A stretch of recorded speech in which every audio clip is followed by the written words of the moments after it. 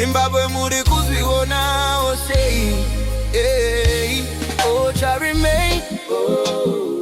Yours truly, Mr. One Blow. One Blow. Foolish government. Yeah, me raspi. Hurumende yemageva akatumira mbava. Hurumende yemageva tiri kutongwa netsotsi. Emerson uri geva takatumira mbava. Geva matsotsi. Hurumende yembava tiri kutongwa negeva mbava tsotsi. Takatumira from bad to worse. Tishiva kuna baba bona unogona ona. Yeah, right. Andoda kukupa tozongotedzera nyaya takambotaura tichinyatsoisa clarity yana akasukwe. Izvi zvatinga vanhu vese vaakuzviona bhozi hapasina chakawanda zvaapachena sekushure kwembudzi kuti vanhu vaakunzwisisa zvokumira sei. Uye vanenge akazobuda vachirigreta kushanda kwavaita nayo kwanga vaita usikiri but isusu taita titatozviona kuti vanhu kuti poison tovapiwa. Rekandikatarisa nyaya yaChamisa.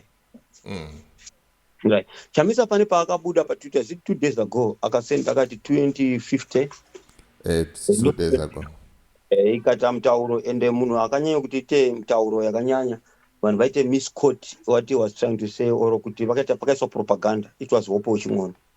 Okay, I'll talk about him pambera. Right. People need to understand vana Hope Ching'ono nana when I came out akati chinhu chakamwirwa kudidi. Right. Pa X papo. Right. Ndinoda kuti vanhu vazive chinhu hwani chekuti vanhu vakaita sana Hope Ching'ono vana Charles Wende they know exactly what is happening. Urikuona zvanditaura. They know exactly what is happening. What do I mean about that? Vanoziva everything that ZANU-PF is planning. Vana Wende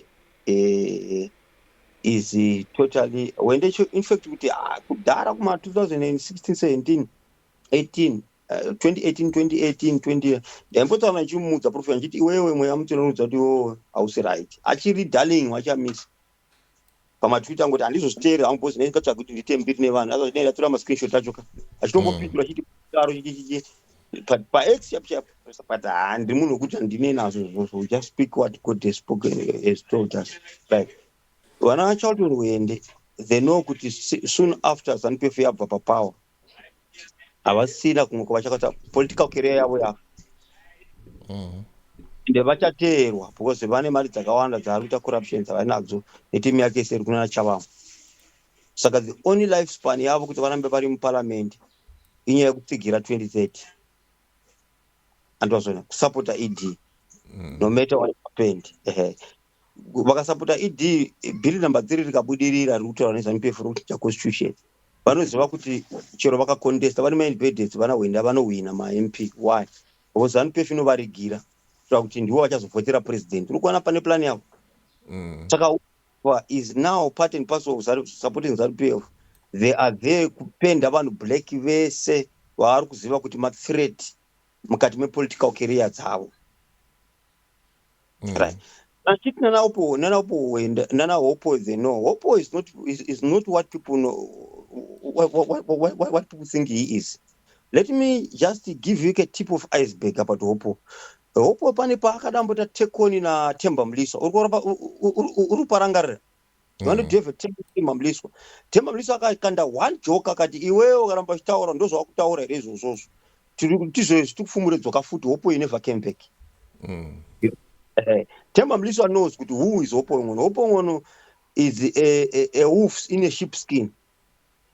Wolves in a sheepskin. I don't know if they're munhu ari kumirira vanhu but he is not there. That guy ari kupuwa mari nezvigananda achiita network yavo and munhu akatanga kudiscover izvo ndiChamisa because Hope was close to Chamisa kusvika palevel rokuti paaida kutorerwa mbudzi dzake they went kusenda vakomana maite MBC vakanodefenda mbudzi dzake. So Chamisa vachokwadi chese problem naChamisa ndikuti Chamisa hatauri anogona kungonyarara but haizi vachokwadi. Saka Chamisa discovered who exactly is Hope Ching'ono. You know who is exactly is Hope Ching'ono ni agenda nekuda mari nekuda kuita kwese. Right. Let me touch panyaya 2050 rona Chamisa. Chamisa ane intelligence anowana ne-intent angokudza hangu zvandi ane intelligence anowana dzinopiwa within ZANU-PF because Chamisa right now is the rightful president. They Zimbabwe rune military command nekubira election. They are president for the 2 terms akakatopedza achitopedza izvezvi kusvika pa 2028 and vanhu vari kumusoro they know exactly what is happening maresult emaelection wavanhu vaziva. So Chamisa anopuwa intel nevanhu vari top ZANU-PF kuti maagenda arongwa ZANU-PF ndeapi, right? Nezvigananda they are planning to dump 2030. Okay, I think pafamba nguva vachazobudisa zati nyaya yavo iyo vari kuplana kubhana 2030 because vari kurwadziwa kuti vanhu vari kurambira 2030 saka they want to make it a 2050 agenda. Chamisa was given this intel kuti this is what ZANU-PF want to do and they are ready to kill. ED is ready kubvisa vanhu majere kupadhuna vanhu so that I create a space because majere edu are overcrowded. They want to arrest people. Kuchangangura vanhu chokwadi chaitaura nebenzi rinonzi uyu anzano Prophet Java. It was not a prophet. Java is part and parcel of the system. Intelligence angagara ainadzo achiri muZANU-PF achismagula madiamonds emukuru nediamonds vaizviziva pamaplans avo kuti vanhu vakaita vachasunga vanhu saka anozotanga kupa prophecy but hapana prophecy. It's intel yaangagara anayo paakazobviswa musystem nenyaya yake mari yaakajutwa yanakambokutipa yanjiti akajutwa navanhu vemusangano mari abva anotengesa mari yemukuru hameno akanzi mbotipa tipoda haana kuzopiwa mari iyo. Pakabva kuti Java asawirana nemukuru abva atiza agari kuSouth Africa asauya kuzo. That was the issue, right? Saka Chamisa was given this intel kuti they are planning to dump to say 2030, they want to say 2050. So when Chamisa was sending Power X, it was a political statement. Could I know what you are planning? No, but vanhu vari kushandisa nezANU-PF ndio vakatanga kuya vakaisa propaganda vakaita spin ka statement, then vanhu vari blind nevamwe vanhu vasingadiscern nevamwe vanhu vasina vision vasingaoni zviri zviri kuitika vakaita hukapo vakabva vaconfuse. Saka vanhu vari innocent tinovaregererawo vanhu takasiyana DJ Holly vamwe vanhu havana wisdom dzokuona zvinhu zviripo. Okay, let's take kuti akainyora asi manyoro akanyora because of what I'm saying. Where is the difference between 2030 and 2050? ZANU-PF on its own is planning. Their agenda is to plan to rule Zimbabwe until Jesus comes and vanhu zvitaura kusvika madhonga apera nyanga. But yazoitika 2030 iyi yaita kuti ZANU-PF ite mapato anenge 4-5 kupatsanura kwavaita vamwe vachiti no 2030 vamwe vachizosapotana nevanhu. Haisi kuti vanhu veZANU-PF certain part of ZANU-PF they are supporting kuti vanhu vatonge maZimbabweans. No, they are supporting it because vakadhampa out. Vari kuziva plan yaED anoda kudhampa vanhu out kuita iye nevana vake nezvigananda kuenda mberi. Ndo paita kuti vamwe vanhu veZANU-PF vabude macomfort zones avo vatanga kuti no 2030 vakarasana Jelas Mawirire neimwe timu yese vari kushandiswa pamberi apo nana General Chiwenga because they know the plan of ED anoda kuvabvisa vese osara iye nevana vake nezvigananda oenda 2030. Ndo paita bongozozo muZANU-PF kwete kuti ZANU-PF iri against kutonga kwayo kusvika madhukamera nyanga. No, vazoita bongozozo pakuti pane part imwe function yeZANU-PF iri kuda kuinda yega nyanga iri yeplan yeZANU-PF hombe. Uri kubata ndora tichori vanhu ngavanzwisise this plan. It was the mother plan of ZANU-PF to rule until madhongamira nyanga. Kana zviri madhongamira nyanga zvirova kuti vaida kutoisvika kana 2050 vaida kutoidarika kana Jesu asati adzoka. If Jesus is get back by that time they wanted to rule forever. They didn't want to give power to opposition. That was the plan of ZANU-PF. But dambudziko raita ED nezvigananda netimu yake nevana vake they want to remove others. Vochitora plan iyi yoita agenda yavo vega. Ndo paita bongozozo kuti pite mafunctions muZANU-PF. Saka people they must understand that. Andi mazona manje. Saka Chamisa paari kuti no 2050 doesn't mean kuti ari kuti 2030 it's okay. Chamisa akapuwa intel saka akangokanda. Anditi akakanda kati no 2050 kuvaradza kuti I know what you are planning and I've been given what you are planning kuti you want to dump slogan at 2030 makudaisa slogan at 2050 because ED is ready kutouraya vanhu nekurova. Andona zvakaita vana madhuku mawening yesaya vana biti zvezvo they are ready to arrest people and to kill people. DJ Holly, wait and see kwatiri kuenda uko because ED zvigananda nevana vake apachadzokeki kuti vachidzoka paagenda yavo iyi. Why? Because EDs ane too much graves akaita mageneral akawanda from 2018, 2019, 2020 neCovid. Andiri kuzova. So kuti achidzokera he has no trust for anyone else. Vanomunyudza. Anyway, saka the only way iripo ndekuti adye imbwa hono aramba achienda ari ega netimu yake. Saka they have been ready kuti kana zvatoipa pachatotaka blood bath pamberi apo. They are looking for that. Ndosachona chinja masoja chinja kwese kuintelligence. Why is he preparing for that? Kuita kuti paanotanga nyaya yemusinjo iyi vanhu vanenge vari pamberi vanenge vane mukana wokubata maamari vanhu vaanotrust vanogona kudefenda iye nezviganando nevana vake.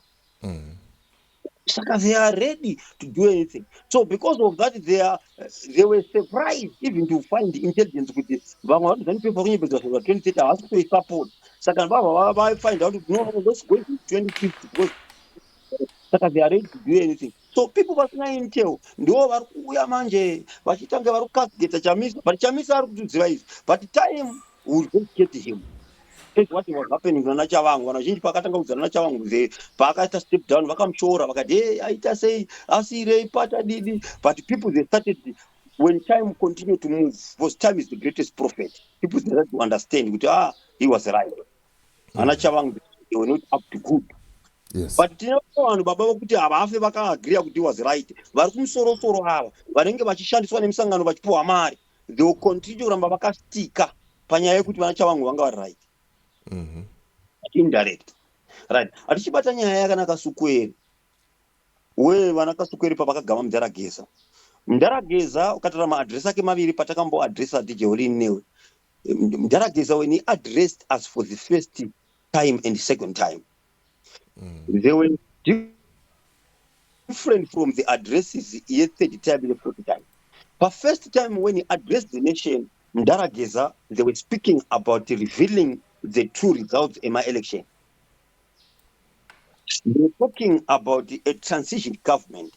Mudarageza vakaronga vakadaro, then ED found intelligence akachinja masoja, then vanachiwenga vakavaona kuti plan yavo yakrashwa.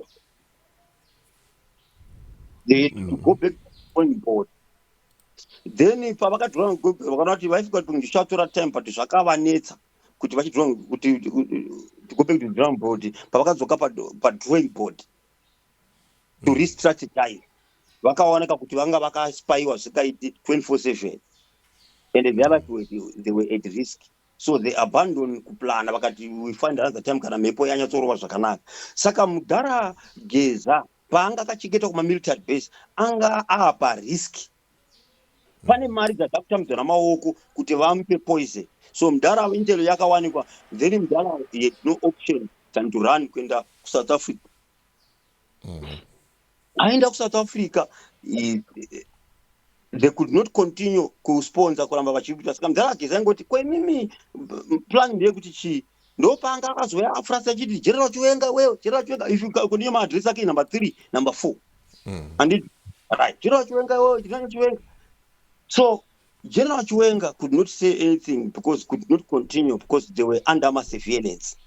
Saka Mudarageza akafilwa betrayed. That's where Kasukwere a team G40 came in to hijack Mudara. They started to sponsor Mudara. They started to sponsor him with an issue yavane agenda yavo isinei yana Mudarageza. Ndosa kwachona kuti address number 3 ne address yekupedzera ye4 ye demonstration yanga yava desperate yaiya yekufunga kuti tikangoita demonstration vanhu vakapinda mustreet pakata chaos then G40 take over. Because vana Kasukwere they want to take over money in ZANU-PF, they want to take over power. Mari vari kuitora sei? Vari kunyepedzera nana Jonathan Moyo nana Kasukwere, they are part and parcel of it. Munhu anga aripo anenge aiva spy anga kufumbura information yavo unokona kwavari kuenda asikavira nawo ndimuzembi unongoriita zvinhu DJ Oli ndimuzembi and they made him to be arrested because he was no longer part in their plan yavaida kuita. saka vakamuona kuti anga like munhu anga kulika information but they made him to be arrested because vana Kasukwere futi in other ways Kasukwere is working with ED mukati mesystem. Ndakura ndiona kuti pamudharageza yekupedzisira paka ndo pakazojoina vana Rumbi vachita broadcast nyaya dzana mudharageza nana Kasukwere because vanga vapuwa poison because vana Kasukwere vanhu vakagara patable DJ vana kumanipulate vanhu vaya because mapolitician ndevo manipulate nokukudza dzimwe nyaya dzenhema vanokudza ka half truth vokudza dzimwe propaganda nhema dzakawandisa pamusoro pemumwe munhu so vakakutsikira munhu so unofunga kuti hazvo chokwadi vakudza chokwadi tetama cover chokwadi later it will be too late and vakazona cover iwewe they will kill you they will kill you. You understand? If mfana uyu anonzi ari mujero nyoka yamabhunu nyoka yamabhunu asina kusungwa DJ Ole saka asina kusunga. I think you can believe me on that one. I suspect kuti nyoka yamabhunu anogona vanhu vakamusunga vakapuwa intelligence kuti arikuda kuwaipwa ndosaka vakamuisa mujere kwavakamuita kumuchengetedza it was God's plan for him to survive. If he was going to be out like Saruwaka nyoka yamabhunu ndesingataona zvaka ari 6 feet under Jeremiah turi muchengetedza mumweya zvese kuramba kuti vanatara kumubudisa it was God's plan not for him to come out. He will come out when the time is right. I remember I said this to you kuti maybe it is God's plan for him to be protected there. So vana Kasukwere when they started to do that vakaramba agenda yekuti demo sekupedzisira mudharageza zvaramba ndo vakashanda kumupa poison mudharaunda with the help of Tsigananda because vana Kasukwere vana Tagwire vanenge vari pamari vana Kasukwere. So Kasukwere is there. And how do you see my full print out? They wanted to take away ED, number plan B, they wanted to be such a misa. Munhu akapuwa mari opatanga kubuda mari yakapuwa mari akadi saka vairova shiri 2 nedombo 1 because they know kuti ED akabva papicture nezvigananda threat ndiani Chamisa saka they have to attack Zvigananda, they have to attack Chamisa, they not to attack Chiwenga because Chiwenga is the ticket for them to get in power. And the Kwanani vana Kasukwere na Jonathan Moyo vari kutofunga kuti Chiwenga chidhamdhamu muri kubata zvanditaura vari kutoziva iwo the plan kuti Chiwenga they can maneuver him so easily kana vakajoina ZANU-PF. You see my plans avo they know that Chiwenga and team vari kunasanita kumaneuver. They can maneuver them quickly and they end up being in power. But munhu anga matsireti awo ari kuonetsa number 1 threat hombe Zvigananda na team ED. Then ED nezvigananda zvikabva pa picture. Plan B, who is another threat is Chamisa. Why? Not because any power any amari. Chamisa any power because of support iri ground. Because they knew kuti mademonstration akabudirira, Geza akabudirira, Geza revolution akabudirira, pakadaidzwa kuti right takuenda kuma elections. Number 1 threat yavo ukuthi avakonsitora power ndichamisa. Saka they come with a blackmail yakasimba yaitika. Anditi vana Rumbi ndo vanga kushandiswa vachiuya vakawanda. Uyu mupesi ari kubva uyu mudheveri ari kubva vanhu Ncube anonzi Ncube spokesperson. But uya anogona si spokesperson wakaswera but spokesperson wana achira Chiwenga. Uyu ari kutaura nyaya yana John Chiwenga na mini wachavo because ndokubva wayo is coming nenyaya yekuti mbozi group rangu problem yekuti nenyaya ground we are still bitter with it. Saka we normally support one from our own from Matebellet. Saka that is the big plan. That was the big picture in Kasukwere. Saka that's why Chamisa they were hammering him a lot, and they are still doing it. Because they think that they still have the chance. Yeah. Picture ikuti 2013 kuna kuramba agenda vanayo, but still mukati kwavari iChamisa. No group iro riri paYouTube mazuvano rakauya richiadresa chiti Chamisa achiti no question to defend vana anonzi ari mudhara chipfupichi chiprofesa Ibo Mandasa right igrupu Kasukwere rese rari mapanels awo ese ava vazhinji vanenge vari kusari kuya kuya handiti kuti vese but vamwe vacho vamwe vanozopuwa ini vanenge vasingazivi maagenda vana Ibo Mandasa neuyu anochandirwa naBig Dara anonzi anoyu Ncube is part of the system. Then Ncube is part of the system with what Big Dara did kuinterview vana Geza nezvakanotaura kunonzi kuJeneva vakati vakavharisa newspaper yari uri kunzwa ronzi inoshanda because uyu is just a wake account anozani Dara. Darabi mshandi, yeah. I Just think a wake. so. Alpha Media, Alpha Media, ndio ma newspaper akawanda. Vangade vakaivharisa kudhara, but because of malinks kushanda kwokuti Trevor Ncube netimu zvigananda nemara ndozvavaramba vachita but linen to that media what ndosaka vasingaivhari. Saka nyaya yezimbabwe iri complicated. We need God to help us because tichine vatengesi baba vari kunyepedzera kuyange vari kuda kuvhurira vanhu, but they are not there for the people. But thank God that Kasukwere has been exposed now, but I don't know up to when, until when, because they are very good to in covering their tricks.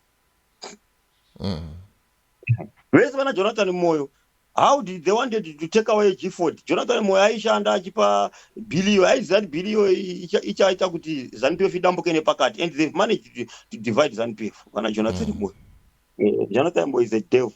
My plans are is a demon. I'm telling you.